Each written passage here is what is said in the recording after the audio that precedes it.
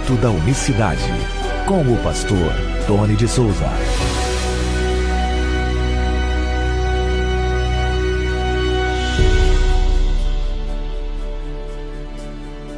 Olá, queridos, graça e paz vos sejam multiplicadas da parte do nosso grande Deus e Salvador Jesus Cristo. Hoje é terça-feira, dia 7 de junho de 2022, até aqui nos ajudou o Senhor.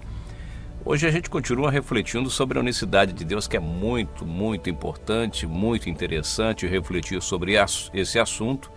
No dia 16 desse mês, daqui a 10 dias, se Deus nos permite, estarei gravando ou participando de um debate na Rede TV, no programa Vejam Só, e para defender o nome do Eterno lá. Então peço que você me ajude em oração para que o Espírito Santo me dê a palavra, o Espírito da verdade, o Espírito de Cristo, que ele me dê a palavra necessária para responder com mansidão, principalmente, as perguntas que forem feitas com relação ao tema da unicidade de Deus. A gente sabe que uma coisa é falar para a nossa audiência, que já entende muito bem o tema e que procura conhecer um pouco mais todos os dias. Outra coisa é falar para quem não entende, para quem está acompanhando o debate, para que essas pessoas não fiquem mais confusos ainda. Se bem que num debate é praticamente uma tarefa impossível, mas a gente pede ajuda em oração para que sejamos o mais claro possível. Tá bom, meus amados irmãos? Por exemplo, os defensores da doutrina da Trindade, eles usam um versículo, esse versículo que eu vou ler para você agora, para sustentar que Jesus Cristo foi criado. Quando o apóstolo Paulo, ele diz lá na carta aos Colossenses, uma única carta que Paulo escreve para aquela igreja, no capítulo 1, no verso 15, ele diz que o Senhor Jesus Cristo é a imagem do Deus invisível, o primogênito de toda a criação. Então, esse versículo aqui, separado ele, fora do seu contexto, você entende, evidentemente, que ele é o primogênito de toda a criação. Então, quando você lê isso aqui, ele é o primeiro que foi feito de todas as coisas. Antes de Deus criar tudo, criou primeiro o Filho. Bom, nós entendemos que o Filho não é criado, e sim gerado. O Filho de Deus é o ministério, o título, é um ministério que ele ocupou terreno quando esteve aqui, certo? Então veja bem o que é interessante. Esse versículo aqui, se nós pegarmos Colossenses capítulo 1, verso 15, para dizer que ele é o primogênito de toda a criação e, por consequência, ele é a primeira coisa criada por Jeová, vamos dizer assim, vamos entender aqui literalmente como está ao pé da letra, sem fazer nenhuma análise mais profunda, nós teríamos um problema, porque não poderíamos chamá-lo de eterno. Ele perderia completamente esse atributo, vamos dizer assim, se assim a gente pode dizer, ele perderia esse título. Ele não poderia, por exemplo, chegar para os judeus lá no debate que ele travou com os judeus e dizer assim, olha, antes que Abraão existisse, eu sou. Porque para nós, ele falar assim, não tem muita relevância, pode até não ter, para muita relevância, de repente, para quem defende a doutrina da Trindade, ou até mesmo para quem é um unitarista, ou seja, aquele que crê no Deus grandão, todo-poderoso e tem o seu filho. Quando nós passamos a entender a filiação no conceito ocidental da palavra, e entendemos que a filiação, pegamos as filiações de Cristo e damos para ela uma pessoa à parte do Pai. Veja bem, mas Tony, os textos sacros nos apontam desta forma, que Cristo é uma pessoa à parte do Pai.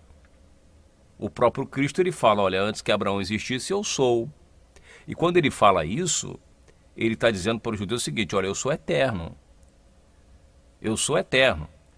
O autor aos Hebreus vai dizer que ele é, como é que eu posso dizer aqui, colocar as palavras corretas, ele é uma tipologia de Melquisedeque, para mostrar que Melquisedeque não entrava na genealogia dos judeus, não foi colocado, e por não ter genealogia, Ficou uma coisa muito obscura sobre a questão de Melquisedeque, que ele que apareceu para Abraão, rei de Salém. Você conhece a história um pouquinho, você vai ver que Jesus ele vem naquela mesma semelhança, vamos dizer assim.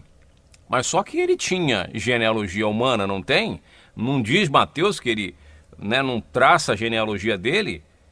Então, quer dizer, como que fica essa questão? Então, são muitos pontos para nós analisarmos. Mas a palavra eu sou era muito forte. A ponto, quando ele diz eu sou, os próprios judeus, 100% monoteísta, entenderam exatamente o que ele quis dizer.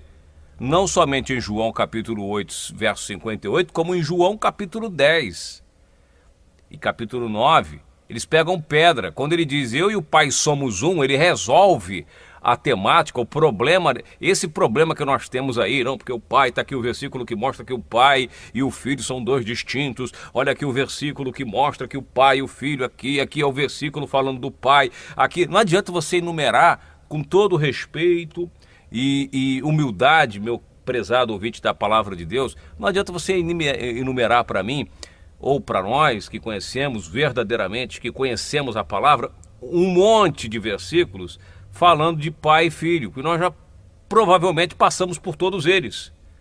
Não adianta você querer dizer aqui e pôr aquele, né, tem gente que na boa vontade, até não vou aqui julgar a sua intenção, na melhores das intenções, tem pessoas, pode pegar qualquer vídeo meu aí e veja, um monte de versículo, mas de cima a baixo. Você vai fazer a sua parte, evidentemente, você está querendo interagir, agradeço por interagir, mas o fato é que Jesus resolve a temática, quando ele diz, olha, eu e o Pai somos um. E se o que ele disse não soasse tão agressivo aos ouvidos dos judeus, eles jamais pegariam em pedra e pau para apedrejá-lo, até a morte. A ideia dele, eu digo no livro que eu escrevi, era matá-lo ali mesmo. Você está me entendendo?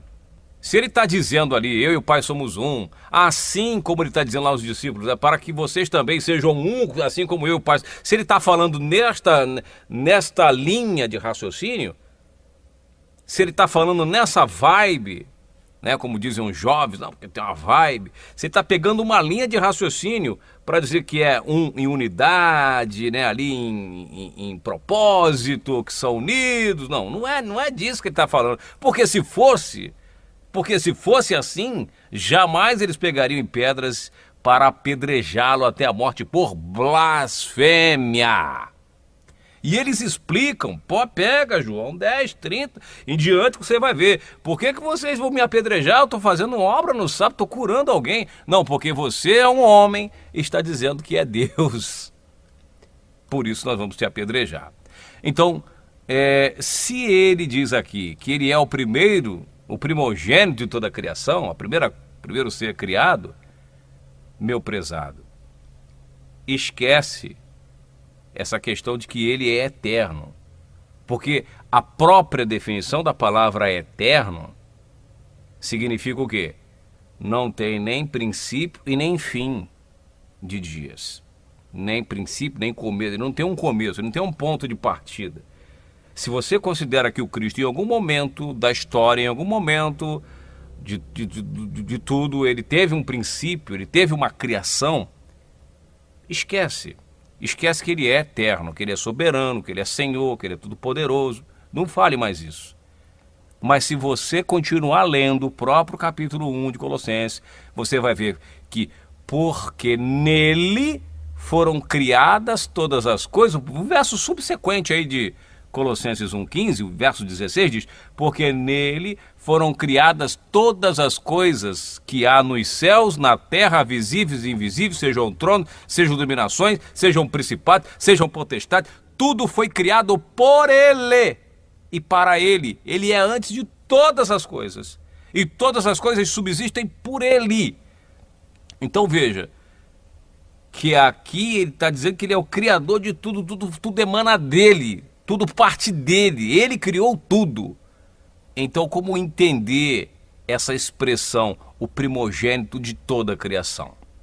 Acompanhe o Minuto da Unicidade, fique conosco, porque, claro, o tema é bem longo e aqui deixaria de ser o Minuto da Unicidade. Isso é uma palestra abençoada que daria. Mas eu fico aqui, grato pela sua audiência, grato pela sua participação e até amanhã. Que Deus abençoe a todos de maneira rica e abundante, graça e paz. Minuto da Unicidade. Colossenses 1,15. Isso. Diz assim um texto aqui, ó. 1,15. Roestin eikon. Roestin eikon do Theou, ou seja, qual é a imagem do Theou, do Deus, do aurato, do Deus invisível. Aí vem, vírgula, protótocos passe quitício. Qual é a imagem do Deus invisível? Ele é o primogênito de toda a criação. Na verdade, corretamente, ele é o primogênito sobre toda a criação. Porque o primogênito sobre toda a criação. Protótocos. Protótocos. Deixa eu modificar aqui melhor. Pegar essa expressão aqui, ó. Protótocos passiquitícios. Passes quitícios. Passes quitícios.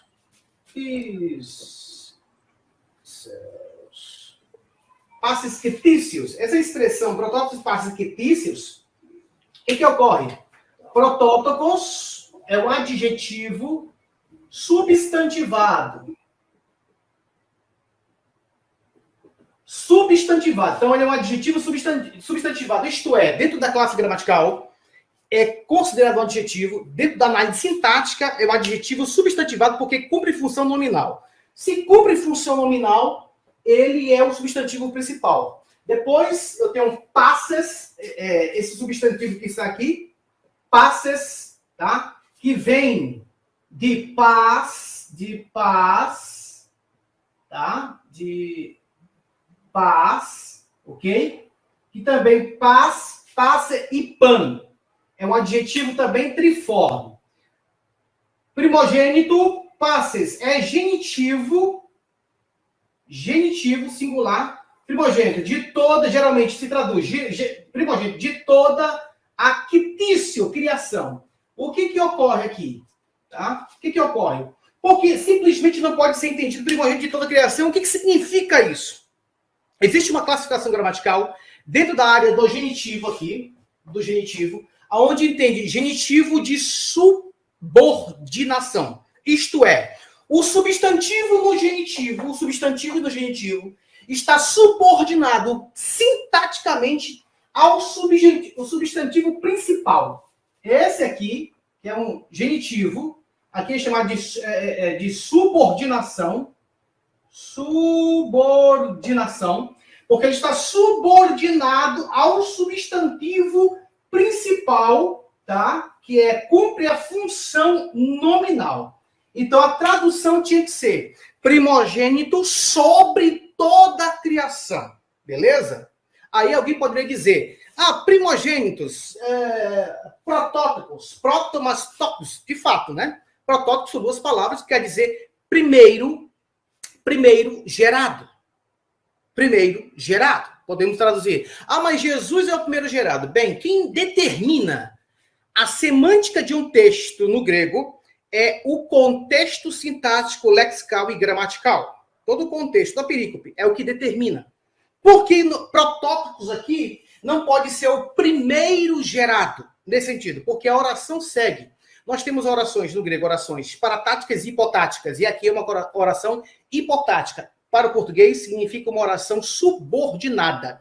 E a subordinada ela pode ser temporal, maneira, modal, causal, concessiva, até consecutiva, diversas maneiras. Aqui é o seguinte. Aqui, quando vai expressar protótipos passiquitícios, perfeito, primogênito de toda a criação. O versículo 16 diz assim, hot em autoequitste, ou seja, porque nele foi criado.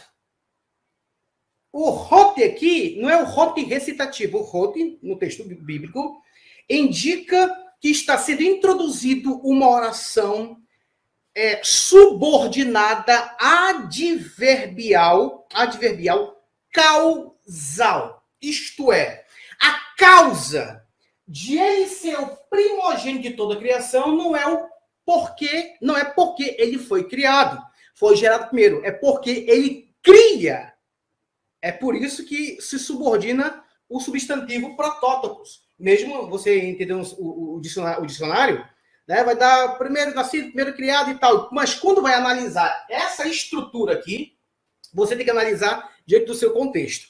Aí diz assim, ele é o primogênito de toda a criação. Aí vai lá, por quê?